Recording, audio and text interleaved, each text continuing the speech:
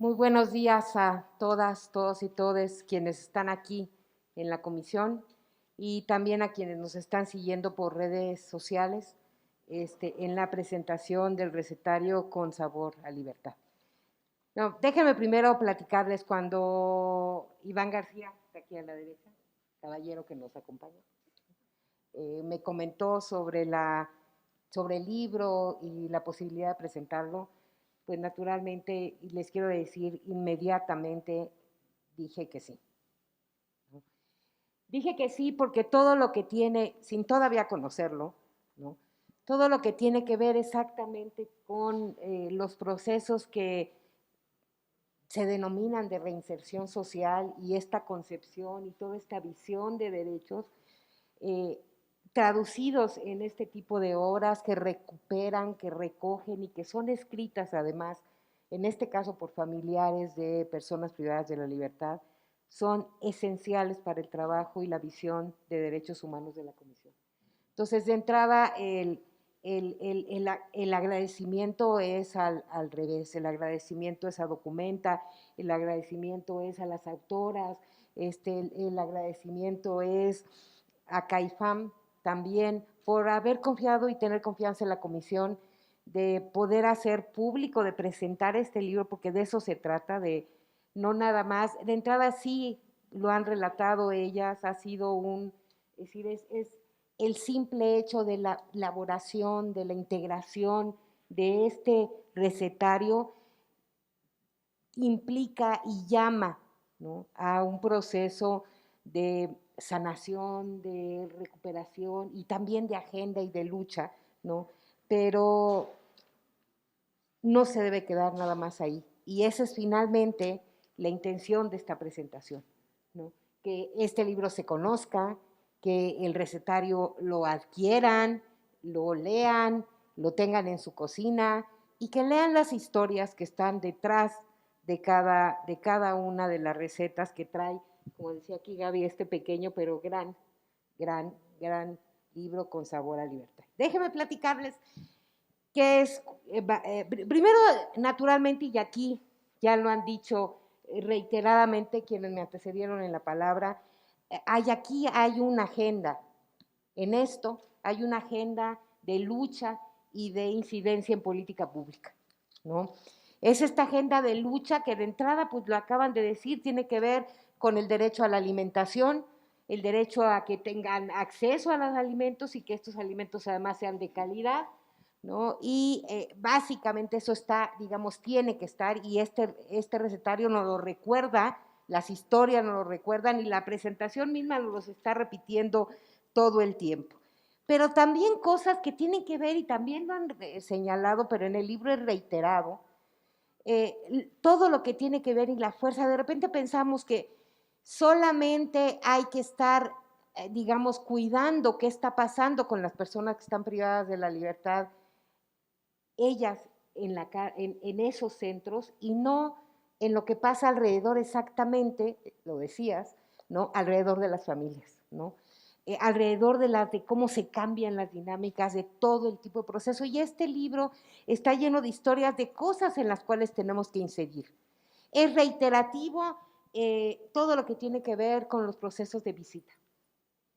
Aquí, en algunas partes ligados a la parte de la alimentación, de qué se deja, que por qué sí, por qué no y en qué momentos, todos son súper diversos, pero están ahí presentes, digamos, todo el tiempo, esta lógica de qué, cómo entra, qué entra y qué se hace.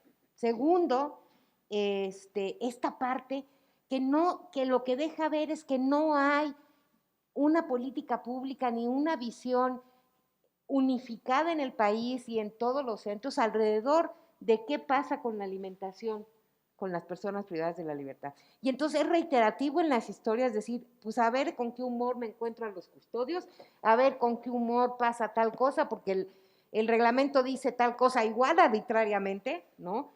Pero pues ahí si llegas y pues se le pegó la gana que no, pues ya no importa que te esculcó, ¿no? Y que pasaste por todo el proceso, ¿no? De que como dices, pues ¿qué le hace la milanesa, no? ¿No? Y con todo y eso, pues se le pega la gana, ¿no? porque lo encontraste de mal humor. Y creo que eso nos llama también entonces a un tejido de una agenda de política pública y de lucha todo el tiempo alrededor de esto. Y bueno, eso nos deja igual como decir, no nada más es la receta, no nada más es el ajo y el aceite, sino que los mensajes que nos deja la cebolla y el jitomate en relación a políticas públicas que tienen que ver con esto, que ya lo han señalado y que el libro es muy claro, y por eso pues la invitación a que sigamos tejiendo agenda política, agenda de lucha alrededor de esto. Y luego, todo lo que tiene que ver con los simbolismos de que sea, no nada más la historia, sino que estas historias se tejen alrededor de la comida. Los antropólogos tradicionales en el mundo dicen que el mundo civilizado, el mundo humano de la civilización, se crea y tiene un corte a partir de lo cocido y lo crudo. Es decir, que cuando nuestros antecesores empezaron a no comerse la carne del dinosaurio mamut o lo que fuera, ¿no?, cruda, ¿no?, como lo hacen todos los animales, digamos, todavía hoy existentes, lo que hizo diferente que fuéramos seres humanos era que agarramos y le dijimos, hijo, pues le echamos una cocidita, ¿no? Y que esas cosas, todo lo que después surge alrededor de eso, nos cambió y nos hizo, nos construye como humanidad, ¿no?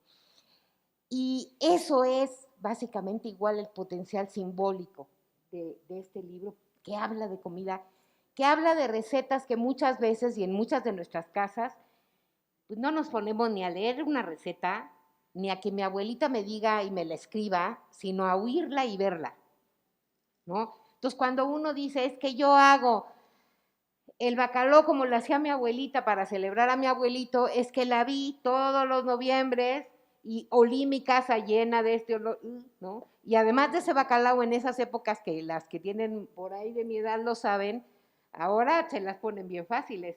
Híjole, ponte a quitarle las espinitas, ¿no? Porque estaba cañón. Ahora sí que sí, el lomo sin espinas, que bueno, todos nos facilitan, ¿no? Pero pues tenía su gracia. Y eso no estaba escrito. Y entonces hay un valor también en esto que se hereda, ¿no?, y en esto que se va hablando y que nos van dejando y que va quedando por escrito, que es súper importante. Tenemos historias, estas 20 historias vienen de muchos lugares del país, vienen de Tlaxcala, de Zacatecas, naturalmente de aquí de la Ciudad de México, de Durango, de Tamaulipas, de Aguascalientes, del Estado de México, de Michoacán, de Coahuila, de San Luis Potosí, de Morelos y de Jalisco, y también de Honduras, ¿no? Es una variedad enorme. Tenemos, como dice, y ya entendí después de lo que nos dijo Mónica, la única sopa, ¿no?, que es el caldo de habas, receta de aquí de Mónica, ¿no?, pasando por chilacayotes, o sea, una verdurita, muchísimos guisados, bisteces, albóndigas, birrias, enchiladas, pancita, pozole, y también, ¿por qué no?, cruzando por las botanas, algo más botanero como tostadas, burritos, y naturalmente pues unas fresas con crema para cerrar bien el estómago, bien a gusto, ¿no? Entonces es la variedad, como ven, es enorme, hay que leerlas, son muy, en específico también son muy buenas recetas, ¿no? Y como lo decían, pues están dirigidas a papás, a hermanos, a mamás, a queridos, a seres queridos, ¿no? El interesante, cuando tejes las historias, el cómo este proceso de la preparación de alimentos, no nada más, y de la comida y de la cocina, ¿no?, y del amor que refleja y del simbolismo que tiene, es que no todas las historias son lo que le pueden y lo llevan a sus seres queridos.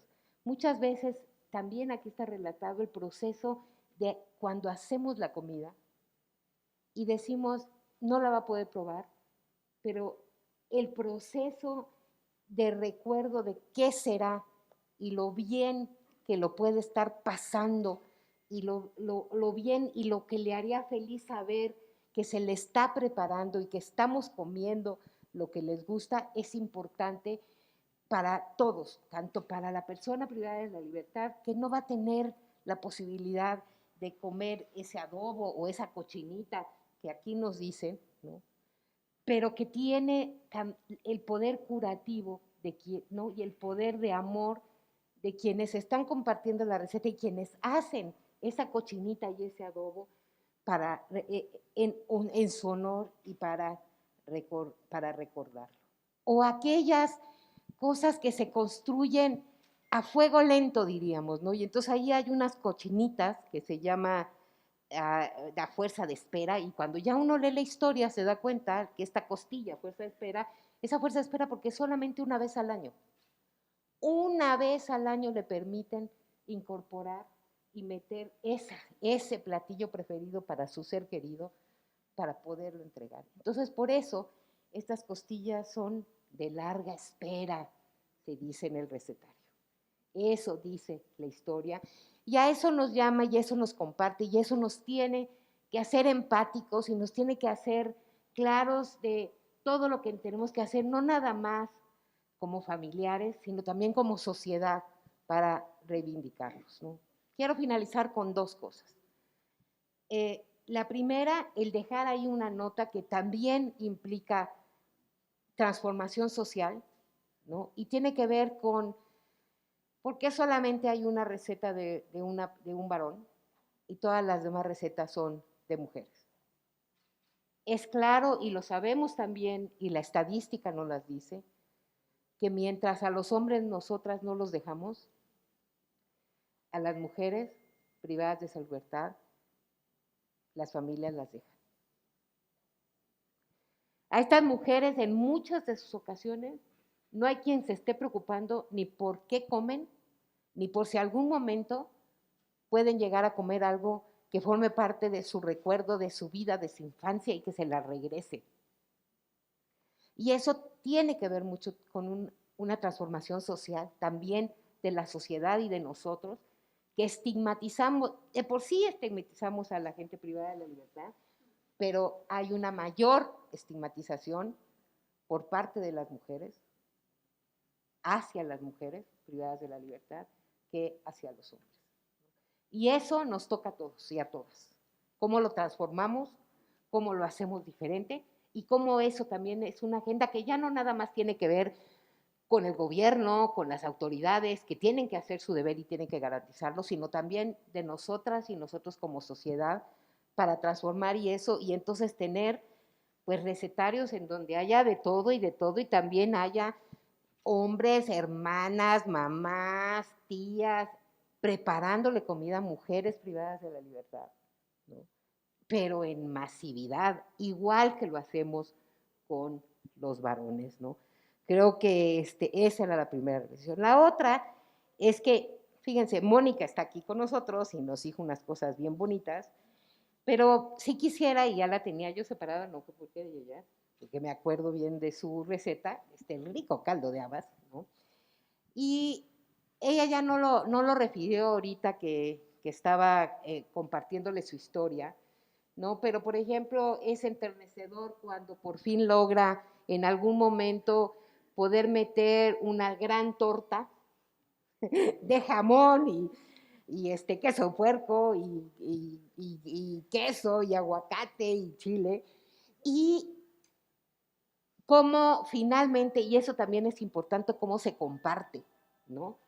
Cómo logra con su lucha hacerlo y cómo esta torta, que además cuando uno lee la reseña, rápidamente lo único que quiere uno hacer es como pasa en la comida y que es lo simbólico, es irse a comer una buena torta de queso de puerco con buen queso y aguacate, ¿no? Porque así lo describe y así lo vivió y es súper bonito. Y ya tenía yo aquí preparado, porque quería compartirlo, lo hubiera hecho sin Mónica aquí, pero pues bueno, aquí está. una frase de lo que es la parte del relato es historia, un fragmento que quisiera compartirles para finalizar esta invitación, porque eso es lo que es, esta invitación a que nos acerquemos a las historias de Con Sabor a Libertad, a que acompañemos a las familias de personas privadas de la libertad, que acompañemos a las personas privadas de la libertad en esta lógica empática de solidaridad y de algo que además nos tiene que ser tan familiar como es y tan que nos llega a todos, como puede ser la comida y cómo esta nos acerca, nos hace amorosos y nos recuerda el amor y nos recuerda a nosotros mismos. Y dice así: ser valiente tiene sus consecuencias en un sistema que está acostumbrado a hacer lo que le plazca y a que la gente se quede callada. Para mi hija y para mí, atravesar los filtros de revisión obligatorios es una tortura. En cuanto cruzamos las puertas del reclusorio, la ansiedad fluye por nuestros cuerpos. El denunciar nos ha marcado ante los custodios. No importa si seguimos el reglamento al pie de la letra, siempre buscan un motivo para detenernos y robarnos lo más preciado que tenemos, el tiempo. Incluso amenazaron a otras visitas para que no hablaran con nosotros. Sin embargo, con todo y este tipo de relatos, Mónica nos da una lección de lucha y una lección de vida. Y en ella están la de muchas mujeres y muchos familiares. Muchísimas felicidades por este libro y a comprarlo, a leerlo y a emocionarse y sobre todo a guisar y a comer a partir de estas recetas.